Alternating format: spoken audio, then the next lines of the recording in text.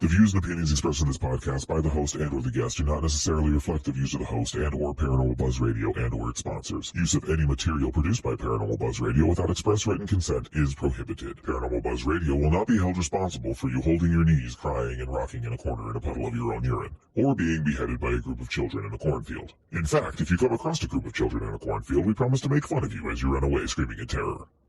Listener discretion is advised. Caution. You are now entering the all-consuming realm of Shay's Paranormal Chat, where the things that are better left unsaid are actually said. Shut up and sit down.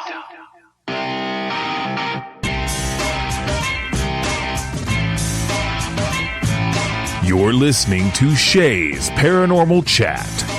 Paranormal podcasting done Shay's way. Tons of fun. Dude, seriously? A bit sarcastic. Hashtag investigator, not hunter. But always real. Hashtag data, not evidence.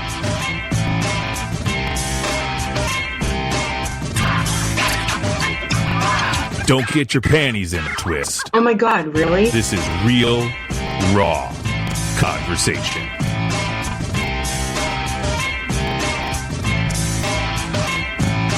Ladies and gentlemen, welcome to the show.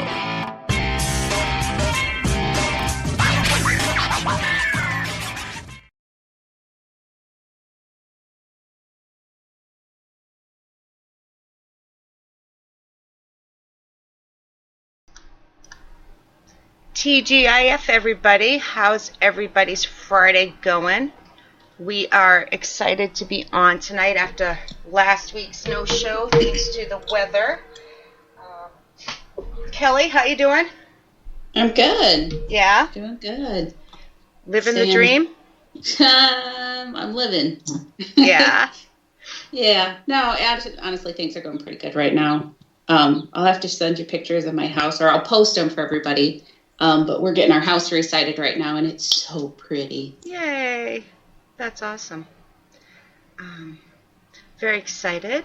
Tonight, as everybody knows, we have Daryl Marston with us. Woohoo! Woo-hoo. How you doing? Hey, what's up, guys? How you making out? We're doing good. I'm happy this finally worked out. Been working on this for a little while now. Yeah, absolutely. I'm honored to be on here, and I can't wait to get to the questions and talk ghost hunters and paranormal and all that good stuff. Yes, it's going to be fun. So I have this little game that I'm trying to remember to do at the beginning of the show now instead of the end, because what it is the 5 or 6 questions that always get asked in every single show. I just put them in a list, and I'm going to give you 2 words, and you choose which one is most likely your go-to out of the 2. There's no absolutes. It's pretty easy. And I would say there's no right or wrong answer, but you never know. So, all right, you ready? Yeah, I'm ready. This just saves us time, because these are asked in every single show. So, All right. Paranormal investigator or ghost hunter? Paranormal investigator. Data or evidence? I would say data. Provoking or no way? No, absolutely not. Residential or commercial? Ew, that's a good one. I say commercial. Orb or just dust? Dust. Recorder or video? I'm very visual, so I have to say video. All right, last one. Yep. Demon or grumpy spirit? Yeah, grumpy spirit, definitely. See? Ding, ding, ding. So you got them all right. Yep. Those were good answers. We'll go ahead and finish the rest of the show with you now. Yeah. Am I done? Can I go now? Yeah. No. If you answer wrong, we end the show That's right there. it. Just No. boop, done, you're out. No worries. It just saves a lot of time, and it makes it a little funner. Yeah, that was actually fun. I've never done that before. People get nervous there, though. They're like, what? What? Yeah, I'm good. I don't get nervous that easy, but that was fun. That was actually fun. I'm going to give a few shout outs to the first people in chat so far.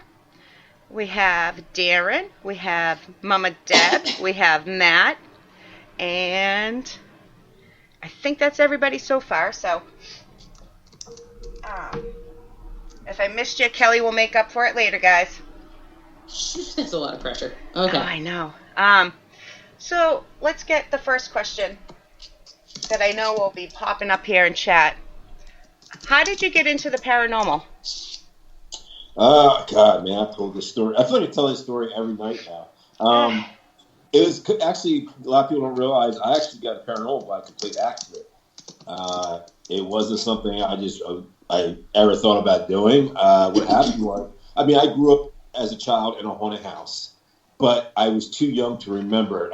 When we moved out of there, I think I was like 6, and I just remember the stories that my parents would tell me and my grandparents would tell me when I was growing up. So I was always interested in it. I used to watch all the shows back in the 90s and stuff. And in the early 2000s, while the shows started coming out, I started watching a little bit of it, like Ghost Hunters and some of the other ones. And in 2005, I actually got invited to an investigation. It was around Halloween. It was like a Halloween type thing, like a local team was doing it at Fort Delaware. And it was only like 2.5, 3 hours. And so, whatever, I'll go. And it was my mom, myself, my stepsister, and we all went. And we got there, there's literally like 100 people there. And I'm to find out they were doing a historical tour or a paranormal tour.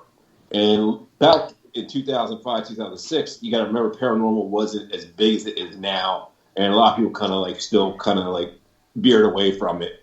And so they asked, hey, who wants to go on a historical tour? Raise your hand. And literally 95% of the room raised their hand. And who wants to go on a paranormal tour? And it was like 5 of us. It was the 3 of us and a couple that came that we didn't know. And this little old guy stands up and he said, I'm the paranormal investigator. I'll take you. So he takes us through Fort Delaware. And if you've ever been to Fort Delaware, it's huge. It was actually on the original Ghost Hunters a couple times. And I saw, we were down in the casemate, and I actually saw the first time I ever went on an investigation, a half body apparition standing there staring at me. I didn't say anything to anybody. I thought they would think I was crazy. And I'll never forget it. It was from like the shoulders up, the head. And it was a man, got shoulder length, real scraggly hair and a really scraggly, dirty beard with like debris in it, like leaves and stuff. And he just disappeared. He was there for about 8 or 10 seconds and just disappeared. And I didn't tell anybody. And I didn't tell anybody for a few years after that. But when I left there that night, I knew I wanted to do this in some aspect. So I started doing local stuff. I didn't know anything about the equipment or how to investigate. I knew nothing about that. I learned all on my own. And I met my wife. We started dating, and she was kind of into it. And we started doing it and doing local places. And then 2011, I started my own paranormal team called Breaking Paranormal. And we actually traveled down the East Coast, up to like New York, New England, all the way to Ohio, Kentucky, name it. And we did a lot of investigating. We were going like once a month, maybe twice a month, spending a lot of money, our own money, dime. And after a couple of years, I was like, man, we got to slow down. We're just blowing money like crazy, So I said, how can I stay in touch with the paranormal and not have to investigate every month? And that's when I started getting into podcasts and live streams. So I started out on YouTube for about a year. And it was very slow, and it grew a little bit. And then I went to like a podcast type setting like you guys are doing, where it was, all audio. And then did that for about 7 or 8 months. And I was like, I want to try. I want to live stream. I want a video. So I knew about Paranormal Warehouse, and I reached out to those guys, played phone tag a little bit, and they liked my show, and they brought me on. The American Ghost Hunter Show is what it's called. It's still on to this day.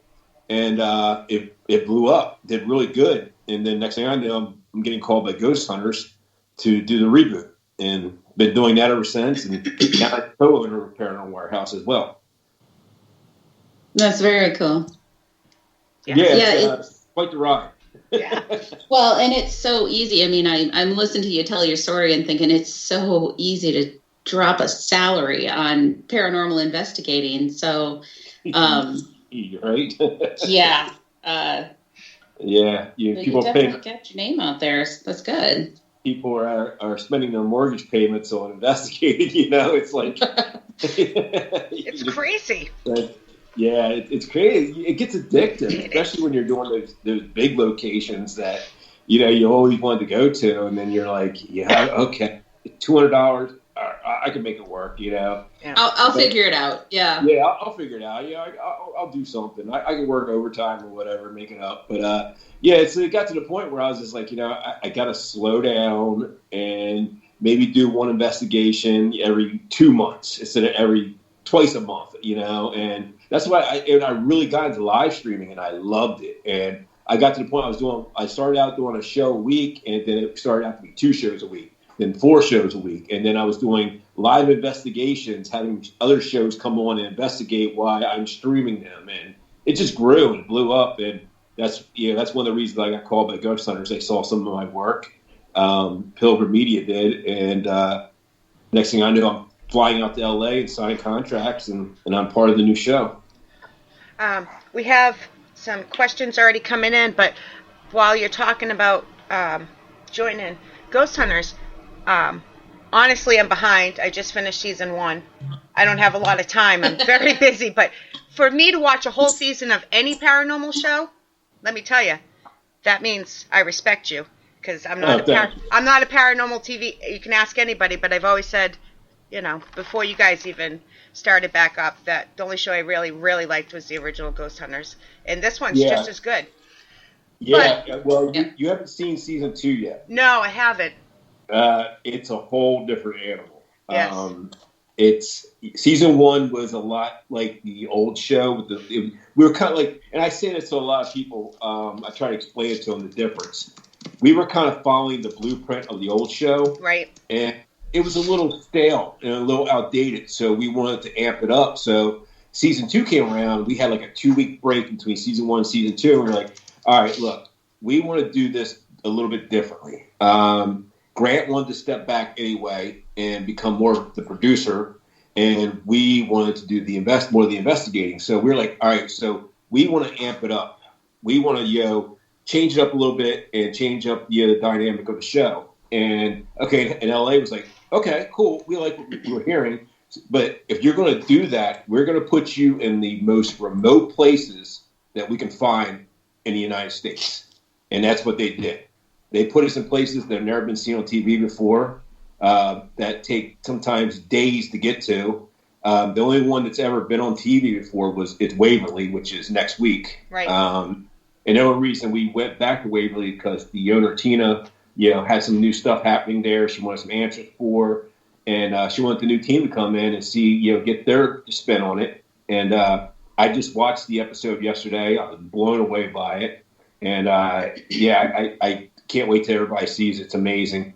But these locations, if you haven't seen season 2 yet, oh my God! I will. It's the scenery. It's amazing the way it's shot. It's shot like each episode shot like a movie, like a Netflix movie. It's really wild. Wow! I can't wait. And I think there's some value though getting into the places that haven't been quite so commercialized. I mean, when you go into a place like Waverly, for example, not saying that you're not going to get unique experiences every time, but you kind of have an idea of what to expect there. But when you're going into a new location, something that hasn't been out on TV all the time or even investigated a lot, it's like virgin ground. And that's sometimes when you get your best experiences. So. Well, yeah, I mean, you're exactly right, 100% right, because Waverly. The cool thing about Waverly, we actually put a different spin on it, and we caught some of the old evidence, but we also got some new evidence that people are going to see. They're going to be like, oh wow, okay. But these places we went to and the new equipment we brought, because we're not using equipment that's ever been used in the paranormal before, like the EMCCD camera, which a lot of people don't realize the EMCCD camera has been around for 30 years. It's been used by the military, by NASA, and by the scientific field to capture photon events, single photon events.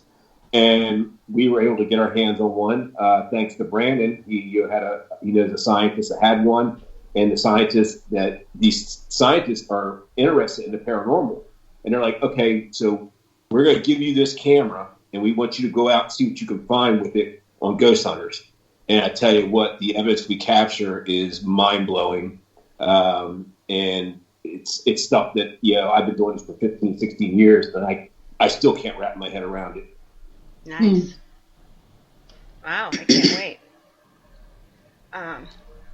Speaking of equipment, let's ask. I want to ask one of Darren's questions here because he's got a bunch. What is your favorite piece of equipment currently? I'm a big believer in the EMCCD camera and body cams.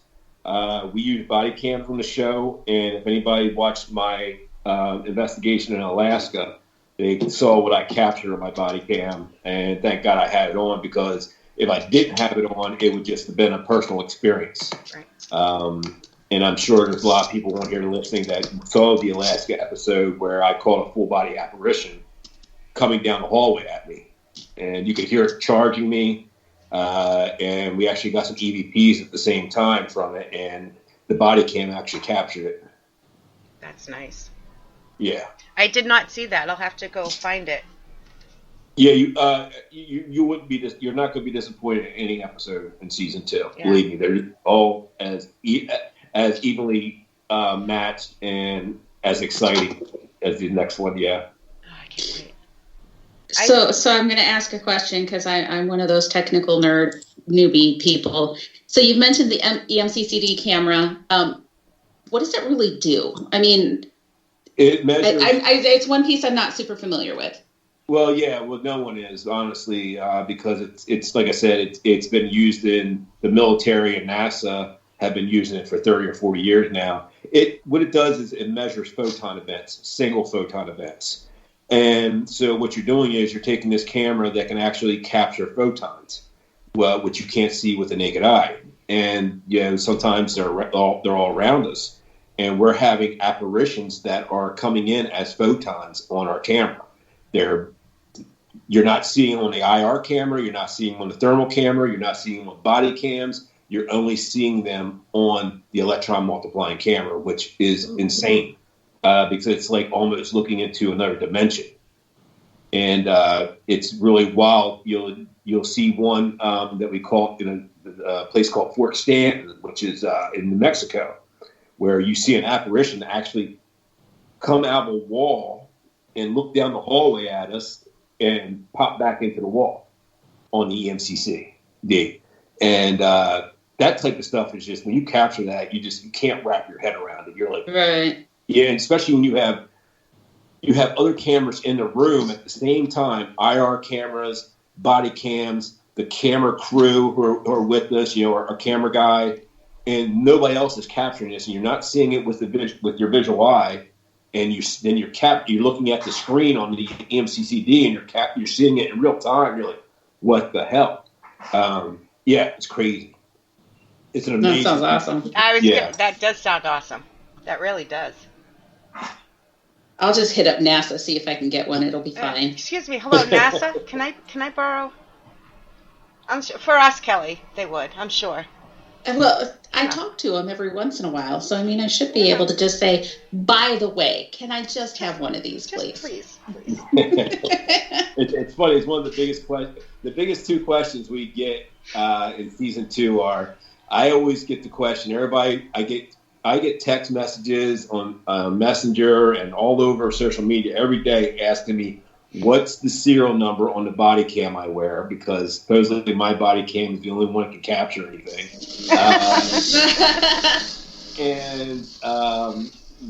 Where can you get an EMCCD camera? And my question for my answer for the EMCCD camera is, you really can't. They're kind of made to order. So when these companies, when certain scientists order them, or there's only like 1 or 2 companies in the entire world that makes them. And when you order it, you're talking, the new ones are upwards of $60,000. Oh, no problem. Yeah, I got that in my pocket. Ugh. Yeah, we actually seen a used one for like $9,000. So yeah, and there's supposedly I hear there's blueprints out there people were selling to make them. I don't know how. I don't know how legit that is, but who knows? What's your favorite piece of equipment that everyday people can get? How about that? Well, I mean, body cams. They're not that. He's starting up a team, so that's why he's asking. Oh, okay. Yeah. What was his name? Sorry. Darren. Darren, sorry. Darren. You're Daryl. He's Darren. Yeah, Darren. I mean, if you're starting up a team, you can get body cams relatively cheap off of Amazon. They're not quite the ones I use. The one I use is probably around $350 to $400, maybe a little bit more. But I've seen them on Amazon for like $2-something. You want to probably, if you're just starting out, man, and you've never done this before, and you're trying to save money, if you can afford an EDI Plus, they're like $210. It's basically a multi-functioning tool. It has it's basically like every piece of paranormal equipment in one little box. I have one of those coming in the mail. Yeah, EDI Plus are big. We brought them on last season, and it's funny because we were looking at the prices, and somebody actually posted the price changes of our equipment ever since we started using it online. And all the prices that went up. I could tell you I paid more than that for mine. Oh, I'm sure. Yeah. It's sad because I think when we first got them back in season 1, it was like toward the beginning of season 1. I think we were like 3 or 4 episodes in when we got them, and they're around $210, maybe $200, and I've seen them upwards of $400 on some sites. But I tell you what, it's such an amazing piece of equipment because it measures temperature increase, temperature decrease, pressure changes, humidity, vibration, which is and what else? Something else it measures too. I'm trying to think off the top of my head. But it's basically all EMF. It's just EMF, temperature, vibrations. Yeah. It's this one box that does all that. It's so well insulated. You could actually put a cell phone or a walkie-talkie next to it and tune it, and it will not go off. It's not like a K2 or a REM pod where somebody gets a text message, the REM pod will go off, or a walkie-talkie will set a REM pod off from 2 floors away. It's such a great piece of equipment, and I recommend everybody, if you can afford one, get one. And it's funny because I went to an event in Virginia back in January. It was an event they were doing. I go there, I sign autographs, and I do an investigation for everybody. I show up, and I'm thinking people are going to have K2s and stuff. This whole team showed up with EDIs. I was so impressed. It's like, this is great. But yeah, if you can afford an EDI, if not, you definitely get a good audio recorder. I always suggest anything made by Zoom. Zoom recorders are amazing. Even the Zoom ones, the originals, you could probably get one for like $90 to $100.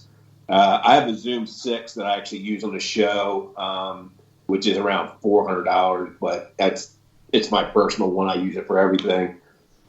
You have what else can you get? You guys use tri-field meters, right? We were using the old tri-field meters, but the problem with the old ones and we found out they're not well insulated. So if there's any false positive, we kind of roll it out and we get rid of it. So we went with the new ones, the new tri-field, which is it's digital and it's really well shielded. We tested it with walkie-talkies and phones, and it doesn't set it off. So we kind of like toward the end of season 2, we started getting them and starting implementing them. But the EDI Plus, it pretty much takes the place of the tri-field anyway. Yeah. I have one finally, but I haven't had a chance to use it because we've been at stay-at-home order. Yeah. Yeah. So yeah. I'm waiting to try. We have so many questions. I'm not ignoring the questions, guys. A few more shout-outs here while we have we'll let Daryl breathe for a second. We have Cam has joined us. Fred have joined us. Eye of the Beholder. Matt's in there. I'm not sure if I said that earlier. And I just like throwing them out as I see them because sometimes we get so busy. Let's see. Where's my questions? Do you have a question, So Cal? I was just going to go back and ask a couple. So you've been all over now the U.S. investigating, and do you have like certain areas of the country that you feel are more haunted than others? To be honest with you, I've been so used to doing the East Coast for so many years. It was such a pleasure to go out west, like, Arizona, New Mexico, Texas, more in the South, California, Alaska. I like it out there. I just like that history, the Old West type stuff that we investigate out there. I don't see. I see. It's weird because I see different kinds of hauntings where we go, depending on where we're at. Like down south, we did a lot of stuff down south in season 1, like Louisiana, Mississippi, Alabama, Florida, and it seems like down there, it's the more the traditional, the lady in white, right, gray. Who's mourning the death of, her husband and children who died from, Spanish flu or during the Civil War or whatever. And you see a lot of that down there. When you go out west, like, out to like Arizona and New Mexico, there's a lot more Native American, a lot more of like the people who were, killed, gunned down in the streets or stabbed to death in a saloon fight, and it's really interesting to see that. And then you have like the different kinds of people explaining what they're seeing. Out west, you see they explain a lot of the shadow figures as more of like a smoke or like a steam when they see them. And like we're down south and out here on the East Coast, you hear a lot about the shadow anomalies and things of that nature. So yeah, it's a little bit different. Alaska was a whole nother ballgame. I mean, everything in Alaska, it was crazy. Right. Yeah, it was just amazing just going there. It was such a trek to just get there. A lot of moving parts because people don't realize. Okay, they see the 6 of us, but they don't realize we have 20 other people who are with us as well, crew and producers, and there's a lot to get there. And that was quite the ordeal just getting to where. Because we had to fly to Alaska, and then we had to take a 4-hour boat ride to the location, which was an outpost that was actually where you go to get to that across. There's a canal that takes you out to the ocean and takes you to this outpost. Well, they closed that part of the canal down from January to March or April because the weather's so bad. You're not supposed to be out there. So we had to charter our own ship, and that was pretty treacherous, especially trying to get back. But that was a whole beast, but it was so worth everything we caught out there, and it was just amazing just being there. I've known quite a few people that have lived there or visited, and I hear that. So yeah, just the wildlife alone. We've encountered so many different types of wildlife filming this show. We were in Alaska and we were filming. It's like maybe 1 or 2 o'clock in the morning. We're out in the street. It's just pouring down snow. And all of a sudden, a full-size bull moose walks right through our production. Oh, my gosh. With a calf. And just walking down the middle of the street. It was so wild. Like nothing. Like, hi, guys. This thing probably weighed 1,500 pounds and was about 8 foot tall. It was huge. It's not terrifying at all. Yeah, no, you want to get out of the way of them because they're dangerous. Oh, yeah. Especially when they have a baby. Yeah. So we kind of just all stepped out of the way and waited for it to, but we didn't bother it, so whatever. So it just kept walking. Crazy. Ugh. The experiences, it's got to be crazy. That is my biggest fear, though, of investigations, is running into stray people or stray animals. Yeah, we've done both. Yeah. Yeah. Yeah. You'll watch when you watch season 2. You'll see the first episode, which was Clifton, Arizona, where we had a run-in with not just the paranormal, but some of the town folk. Oh, jeez. Yeah, it's quite the episode. I'm gonna get to it. I literally just finished season 1 this week, so. Rushing up. Yeah. So far of the locations that you've been to that you can talk about that have aired, what's been your favorite? I think I'm going to put that in a couple different categories because I think the one I look forward to the most was Waverly Hills because it was always on my bucket list. And I had been invited there several times. I never made it for one reason or the other. And I finally got to go and investigate with the team I love, here on Ghost Hunters. And, you have a full production behind it, and it was just amazing. We were there for a week, and incredible place to investigate. So that was probably the one I look forward to the most. But as probably my favorite investigation, I'm going to break it down to the season. Season 1 would probably be Tampa, Texas, which was an old hospital we did there, and probably I think that was the season finale. Yeah. I just watched it, so yeah, I watched it yesterday. I knocked the wall down. Yep. It stuck my head through it. Yeah. Tampa, Texas, and we did one called the Mohican Castle, which was in Ohio, which was amazing. Just being there was awesome. It was beautiful. But in season 2, God, they're all so good. I would say probably Fort Stanton, which was in New Mexico, and probably Alaska. Just because of the evidence we captured too. I liked my favorite episode from season 1 was the and you'll probably find my reasonings strange, or actually you'll probably get why. Was the old Original Springs Hotel. Original Springs, yeah. I loved that one because of the compassion and the empathy that you purposely saw you guys talking about. Like, let's not go in there and talk about how they died. Let's treat them. Yeah. That was crazy because Original Springs, people don't realize there's a water source under there that has, I forget, it has less minerals or more minerals than what average water has in it by like 1,000%. So if you drink it, it cleanses your body or whatever. So a few of us actually drank it, and I was one of them. And I tell you what, you felt like you were like about a half hour later, you felt like you were on cloud 9 and you're just giggling.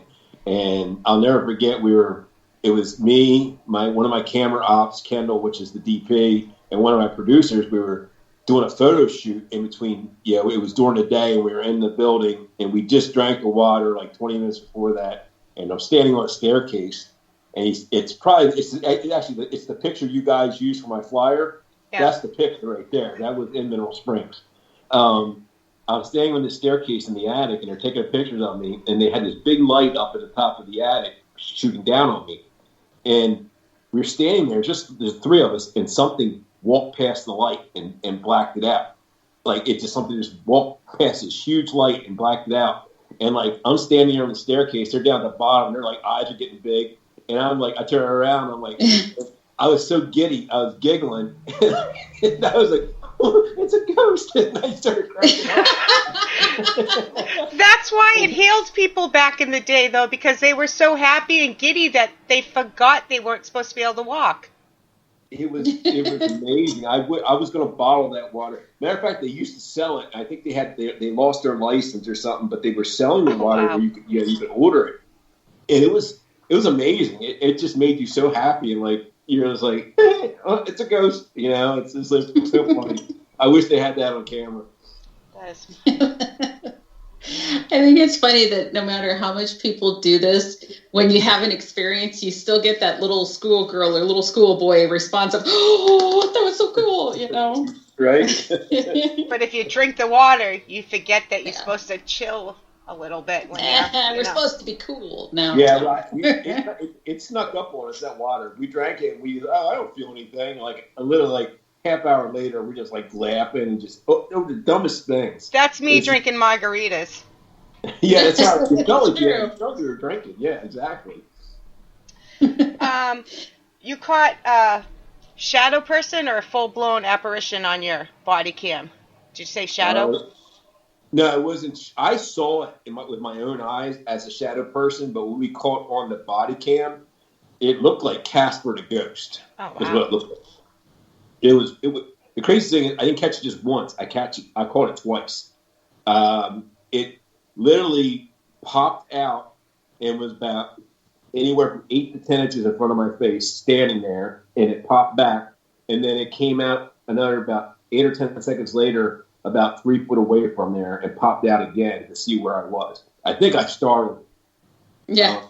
I think it was like just as afraid of us as we were of it, and I think I startled it, and it startled me, and it was pretty crazy, yeah. I can't remember who I was even talking to, but you're right about that. I think that sometimes they get as startled seeing us as we do them. It's like, oh, there's somebody there, and It's like the get M&M that. and Santa Claus commercial. I say that all the time, and that's exactly the reference I use. They're real. He is real. Yeah. Yeah. But you wonder if they see us as ghosts or shadows. Yeah, do they think we're the ones that aren't supposed to be here? Yeah, and you wonder sometimes. You're like, you just because some of the interactions you get with them, and then the crazy part is we call it at the same time that happened. We called it EVP, saying that's me, and Nice. it was really weird, very strange. It was probably the most compelling moment I've ever had in paranormal, and I'm so proud of it. I'm so proud that we captured that. It was me and Mustafa, and it was just amazing. very, very cool. So I have a question for you.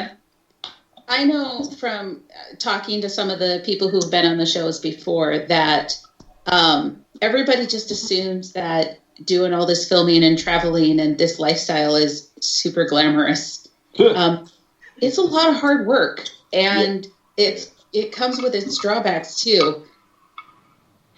Yeah. I guess you want to talk about that just a little bit? Yeah, absolutely. People think it's glamorous. There's no glamour involved. It's 99.9% work and 0.1% glamour.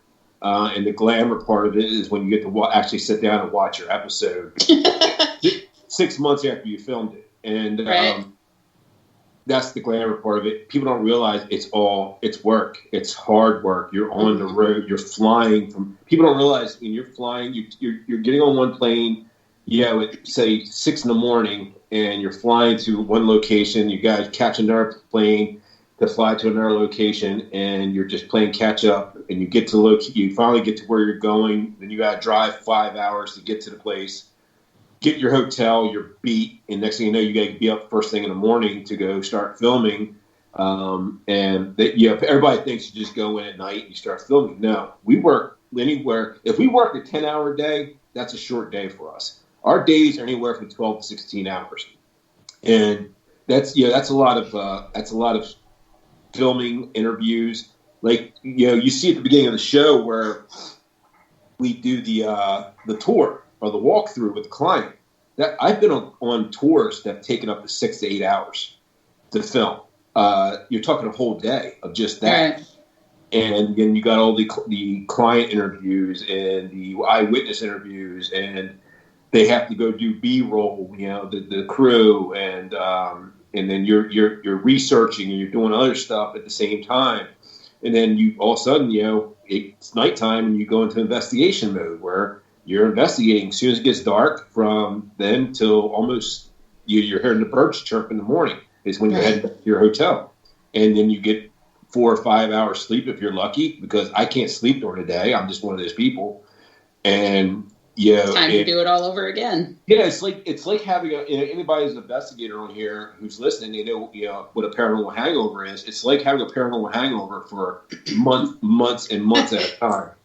Yeah, between the sleep deprivation and Yeah, from flying everywhere. You gotta think too. Your body, when you're going to some of these locations, like 1 week you might be in the desert, 90-degree weather to 100-degree weather at sea level, and then the week after that you're flying to 6,000 feet above sea level, and it's 20 degrees. And that takes wear and tear on your body. By the time you're done a 2 or 3 week or a 4 week run, all you want to do is get home and just crash and just veg and try, and then all of a sudden it's a week and you're back on the road again. Well, it's going to be hard being away from your wife and kids and your family and friends. And then by the time you actually do get home, it sounds like by the time you just adjust to being home, it's time to leave again.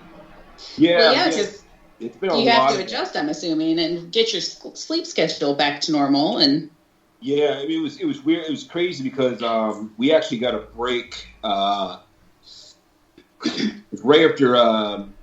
It was right in November. We got a 3-week break, and that was like, oh my god, we got 3 weeks off. Are you like? We were like, what?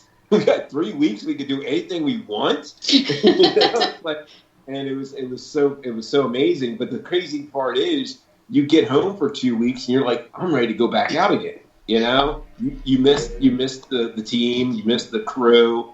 Like you got 2 families now. You got your home family, your wife, your kids, or husband, or kid, whoever, and you got that family. And then when you go back on the road, you're like, you got this extended family. Like especially with the team, we've all become so close and so tight knit, and we do everything together. And we work together for like it's anywhere from 10 to 16 hours a day. And then, if we have any time off, we're out in a restaurant eating together, or something of that nature. But you're traveling on the road together from one location to another, flying or even driving or whatever. And, it's like, it's this crazy balance. Yeah. But you get used to it after a while. I remember when I first started season 1, my first break coming home after a 3-week shoot, I was like, how in the hell am I going to do this? And then all of a sudden, you kick into it. Because like I got home, I didn't want to do anything. I literally sat on the couch for a week just catching up on Netflix. And because you don't watch any TV when you're out there, you're too busy. And when you're sitting in your hotel room, that's the last thing you want to do is watch TV. And it's just like it's just a balance. It's something you got to learn how to do. And I'm a big freak with working out and stuff. I work out 6 days a week, so it's always you got to find a gym when you're on the road, or hopefully the hotel has a decent gym. And me and Brian and Mustafa, we work out religiously all the time. So we're always we'll get right back to the hotel room. We'll pass out for 4 or 5 hours. We'll jump up, eat, and hit the gym. And then by the time you get back and shower, it's time to go back to work again. So yeah, you're constantly moving. Yeah, definitely. Maybe get a couple questions from chat. I know you guys have been asking a lot, and we're seeing them and trying to keep up. But I'm going to start at this top one because I kind of like this question. So Darren's asking, what's your favorite trigger object that you can use at multiple locations? Well, multiple. I mean, you can. The best trigger object is to bring somebody in who is related to the property of some sort. Like you'll see where we've done that quite a few times in the last 2 seasons with people who either live there. If you watched the last week's episode, we were in where were we? I'm trying to remember where we were. we were in Missouri, and we brought in a lady named Sarah who was it was a place called the Glen House, and she never lived there, but her great grandparents, it was their house. And matter of fact, she lives in Florida, I believe, and this place is in Missouri. And she came there to visit, and activity started happening when she left. So we brought her in as a trigger object. We flew her in. She had, and the crazy part is, when you look at her great grandmother, the photos of her, she looks identical. Really? The only thing different is her hairstyle. And it was so crazy. But we brought her in. We've done that on many location. We were in Galena, Illinois, where it was an old Marine hospital, and we brought in an old captain, and we used him as a trigger object, Captain John. And that was amazing because when we brought him in, that place, he started using the old terminology that we used as riverboat captains, and he was using that lingo, and the activity kept really amped up. So it really worked for us. But we've done that many times. Yeah, definitely. I like using music. What's that? I like using music. Well, we did that in where was that? The Athenaeum in Indiana on season 1, where we brought in the string quartet. Oh yeah. Yeah, and that really worked. We were starting to get all kinds of activity happening because the place was kind of. It had all kinds of eyewitness reports and everything, but we were like trying to think, well, why are we getting anything? The first night investigating, and we were like, okay, so what's happening when they're seeing all this stuff? And a lot of times they're having musicians there, or there's plays going on, and we're like, okay, so Grant's idea was let's bring in a 4-string quartet, and we did, and oh my God, the activity within 10 or 15 minutes, it just started picking up.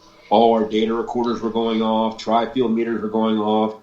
We were seeing these shadow figures moving across the balcony. It was pretty crazy. I've had pretty good results too. I'm sorry, Kelly, I cut you off. What were you going to say? About using people? No idea. About using people as trigger objects? I don't know. Okay. It was like more than 30 seconds ago. I can't remember. All right. One of the questions in here was, what are your thoughts on shadow people? What do you think they are? I just think I think shadow people are just, they're entities. They're human entities. That's the way you're seeing them because they're drawing energy from the room or from the property, or they're not drawing energy, one or the other. And that's the reason you're seeing them in that shadow form. I think if they're able to draw, and this is theory. Just remember, everything I'm telling you right now is theory. There's no proof of this. There's no solid evidence of this, but everything on the paranormal starts with a theory. And my theory is that, when you're seeing these shadow anomalies, I like calling them shadow anomalies because they don't always look like people. So when you're seeing these shadow anomalies, a lot of times, there's nothing for them to feed off of. You're seeing them out of the corner of your eye, or you're seeing them down a dark hallway, in an abandoned building that doesn't have any power. Like a great example with Waverly Hill. Waverly Hill, you literally can walk through there in the middle of the day, and you're seeing these shadow figures darting in and out of rooms. I've never seen anything like it. It's crazy. So my opinion is that, when you're seeing them in that shadow form, it's because they have nothing to feed off of. They're basically just energy that's just moving, and it's just energy. But when it has something to feed off of, it can, more manifest into maybe an apparition where you're seeing either a half body or, a full body apparition, or you're seeing them in a different, in a different aspect in that shadow anomaly. I don't think they're any different than any other paranormal. I just think just the way we see them at certain times. Agreed. Yeah. Agreed. Here's a quick one. What was your longest investigation? The longest investigation would have been in Clifton, Arizona. We were there for over 2 weeks. Wow. Yeah. So how is it decided how long you're going to stay at a location? It depends on how big the location is usually. Like Clifton was an entire town. We investigated basically an entire town. Of course, we didn't investigate every building, but we investigated the ones where the claims were the highest and the most at stake, where people having problems. And Clifton would definitely be a place that we could go back to, and you could probably spend a month there investigating. You still wouldn't get into every building because it's just just the way it's set up. But it all depends on like how big the location is, how much time we have, because there are time restraints for some people for some of these places. So, yeah, that had a lot to do with it as well, time restraints. So of all the places that you've been to, kind of a two-part question, what place would you love to be able to go back to and spend more time at? And have you hit any places that you wouldn't want to go back? Well, the first part of that question would probably be, I got two places I would love to go back to. That'd be Fort Stanton in New Mexico, and I would think the Mohican Castle in Ohio. I think on both those locations, I think we still have a lot we can do there, and we left a lot on the table. And I think I would love to go back and pick up where we left off in both those locations. Is there a place I would never want to go back to? No. I don't think there's any place I would never want to re-investigate and just see, just even to see if we get the same evidence or, something different happens. Yeah, I can't think of one off the top of my head. Very cool. Very cool. I have a question for you. As a personal investigator, what is it? Either when you started, or it could have changed by now. What are your goals as a paranormal investigator? Are you trying to prove something to yourself, to other people? Are you trying to help? I would say that my goal and the team's goal, and this is pretty much come to fruition in in season 2, is bringing integrity into paranormal again. Nice. Yes, thank you. Thank you. Right, and there was this big gap. We watched it for years. I mean, anybody who knows me, I didn't watch the paranormal shows for a long time. I got to this point where I was like, I can't do it. I'm like, I'm not going to insult my intelligence. And when we got on this show, that was one of the big things when I was out in LA was integrity. And that's before I even signed on, I'm like, this is not going to be hat tricks. We're not going to be, blowing smoke up people's asses, excuse my language. And that's not what I'm about. And when I finally, they said, this is not yet, none of that's going to happen. And then I finally got to meet the team when we flew out to Florida for the first time. And I saw they all were, pretty much in the same mindset as I was. And it was refreshing. And then we built this team, and we're now. But our thing is, in this second season, it's become more than just a show to us. It's become a point of us wanting to bring integrity to paranormal and try to take it from pseudoscience to a science. I know it's a big leap, and there's a bridge to cross there. But I think with the new equipment we're bringing to the field that's been used in science, it's not made in somebody's garage. It's not sold on Amazon. It's not, especially with this EMCCD camera. This type of stuff is what's going to help that. And I'm not saying that we're the ones that are going to do it, but we want to get it pointing in that direction. I think with what we've been doing in season 2 and what everybody's seeing, I'm seeing a lot of feedback from people out in the field, the people who are in the trenches and doing this every weekend.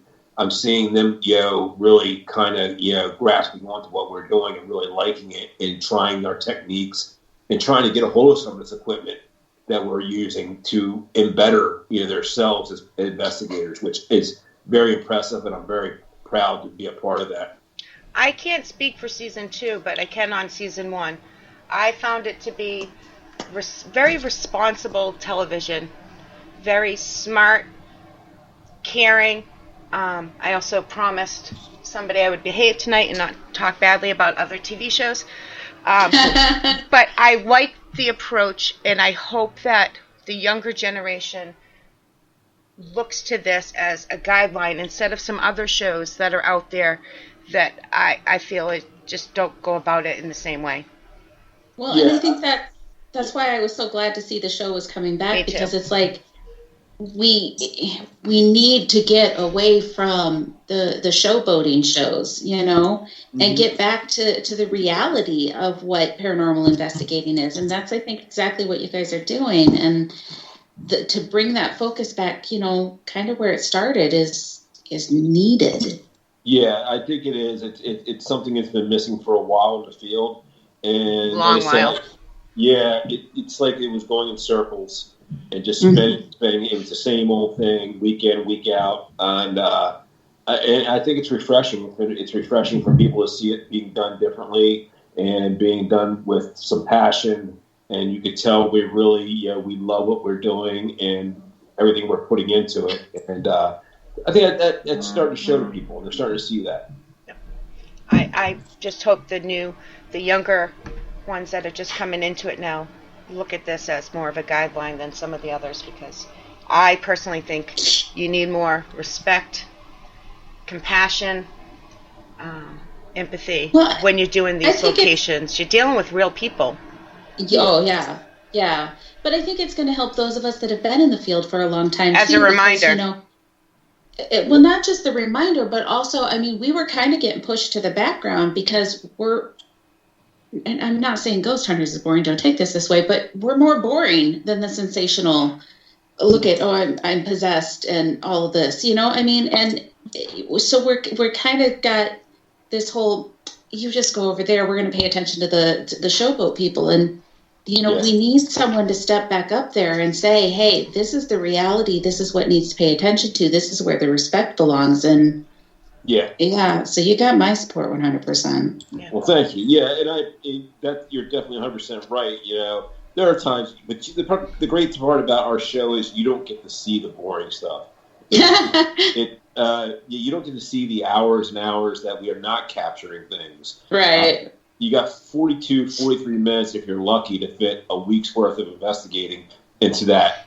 And you're seeing the excitement, and you're seeing the thrills and the evidence we're capturing, and the jump scares and things of that. And it's like the original show, but on steroids. It's been turned up to 11. And that's what I love so much about it. It's different. It's completely different, but the same at the same time, because there's integrity there and it's being done right. I think so. And I thank you guys. And what you said, and what you said is a great example and the truth. You've said yourself, you guys will go out and spend a week on site, and it's narrowed down to 43 minutes, That's reality. That's just kind of the way it goes. So absolutely. Yeah, there's so much you guys do not see, and there's a lot of great evidence you guys don't see either. It just doesn't make it because you don't have time for it. Unfortunately, they could make a whole another 2 or 3 seasons just off the evidence alone that we have not used in the show, and some of the evidence is mind blowing and amazing, but it just doesn't make the cut. Yeah. How hard is it not talking about an episode that hasn't aired yet? Like, you get something awesome that happens at Waverly, you can't talk about it yet. So you just wait until it airs, and then you're like, yes. Yeah, I'm used to that now. It was kind of hard in the beginning. I'm kind of used to it now. I'm numb to it. I'm lucky enough to get to see the episodes before they air, and I already know what's in store for everybody. So, because usually what we do is when the episode's airing, we're actually live tweeting, and we're engaging with the audience who are watching it, and we really can't watch it. It's on in front of us because we're kind of following along, listening to it while we're talking to people on Twitter. But it's hard. It's hard. Like, I would love to tell you everything about Waverly right now, and I can't. There's so many great parts that I totally forgot about, and when I watched it yesterday, I was like, oh my God, I forgot that happened. Oh my God, I forgot we captured that. Oh yeah, what about that? And I was like, it's sensory overload, and it's fun to do though. It's fun to watch. That's great. Our hour is already up, so I'm trying to find. There was one more. There's a lot more questions we didn't get to, but we would be here until 11 o'clock at night if we asked every single one of these questions. Well, while you're looking through things, Daryl, did you want an opportunity to just kind of let everybody know where they can find you and what you have coming up? Yeah, absolutely, guys. For one thing, I want to tell you, I've got some events coming up here. If you guys are in the area and you're interested, if you want to get back out and start doing some ghost hunting, So June 6th, I'm going to be at the Exchange Hotel in Gordonsville, Virginia. It's it's an event. It's a meet and greet and an investigation as well after the greet. And also June 13th and 14th, I'll be at Applewood Colonial B&B in Williamsburg, Virginia. So 2 dates there, 13th and 14th of June. Also a meet and greet and investigation. And on July 17th and 18th, I'll be at Haldeman Mansion in Pennsylvania. So that's also a 2-day event. Once again, meet and greet, investigation. And you can come find me on all my social media accounts, Twitter, Instagram, Facebook. I've just started a new Patreon account. So you want to see behind the scenes investigation, parts of my daily life, what I do and the things I do, and just behind the scenes type stuff. Check me out on Patreon. It's a good time. You can see things that no one else sees. I will. I've shared almost everything except the Patreon, so I'll write it down and I'll share it later for you too. Okay. All right, 2 more quick questions. Yeah. What is your bucket list that you haven't been to yet? I've got 2 that I got one in the States and one outside the States. In the States is Tombstone, Arizona, which I'm supposed to go to at some point here this year. Actually, I was there. I drove past it when we were in Arizona filming, and I didn't get a chance to stop. And if I went over to Europe, I would love to go to Dracula's Castle. Nice. It's for sale right now. You could just buy it. $66 million. $66 million. I saw that. Pocket change again. Let me check my account real quick. Yeah.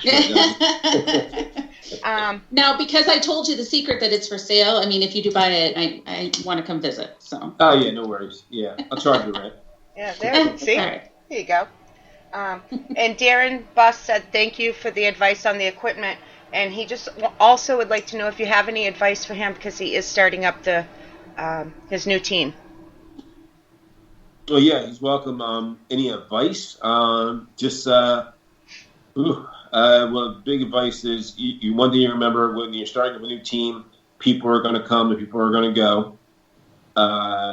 And just, go in with integrity when you're investigating and be, very knowful of what's going on around you at all times. And, a lot of times when you're doing investigations, don't always rely on equipment. Rely on yourself. Amen. Rely on your own feelings and your own intuitions, and that'll get you far in this field. And it's not always about the equipment, guys. That is right. Thank you so much for saying that. Yeah, no worries. I agree. I am leaving chat for a second while we talk. So, Kelly, what's your next thing? We're running out of time, but I want to let Oh, man. Do you know? Yeah, so quarantine has honestly cut a lot of my events. So my next event is going to be the Summer Solstice event at Cambry House. And then I think the next thing after that might be Gettysburg. I'll be at Gettysburg Bash too. Yeah. Yeah, I'll be there. Oh yay! We'll get to meet. Oh, good to see you. Yeah, Battlefield Bash. Yeah. Yes, that's awesome. Darren wants to know if there's going to be a part 2 for you to be on the show. Shays. Yeah, I'm always open to be on the show. Absolutely. That's awesome. Let's see where I will be on Storming the Unknown Monday on Paranormal Warehouse with Ashley. Oh, nice, Ashley Storm. Yeah. Yes. Yeah. Yes. Yeah, she's great. Great show. Great network.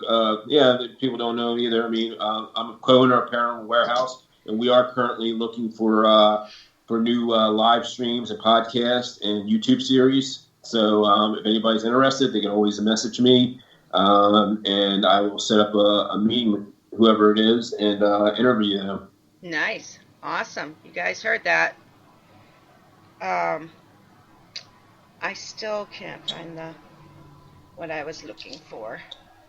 I like I said before the show, I'm painting and stuff, and so I lost all my information that I was supposed to say tonight. Oh no! I am bad, but that's okay. I'll do it after, and I will make sure I share your new Patreon page. thank you Thanks. so much for being here. Kelly, you want to do a quick last shout-outs to anybody I missed? So I'll kind of scroll through here quick. We got Matt, Mama Deb, Shay, Darren. I'm scrolling fast. So. Yep. And guys, don't forget, next Wednesday, 9 p.m. Eastern Standard Time. Waverly Hills. Yeah, at Waverly Hills. Season finale. It's just super fun place. I can't wait to see it. I might have to skip the rest and watch that one and then go back and watch. I might have to. I have the Beholder, Kim. Freddie was in there for a little bit. Janice, I didn't get to say her earlier. Yep, Janice. I think I got everybody else. Super fast. I think that's everybody between you and I. I think I said A was in there earlier, so I think I got everybody. Okay, guys, next week we're going to finish our Mad May off with our paranormal drinking games. This is why I could squeeze you in. We're just having fun trying to entertain people this month. Because we needed a week sober. Oh, no, I'm kidding. Yeah.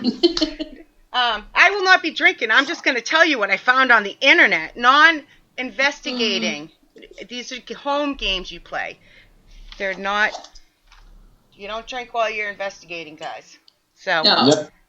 Never. But that's against the rules. Yes. All right, guys. Thank you very much. We will see you next Friday. Thank you so much. Thank you, Daryl. Oh, thank you guys for having me.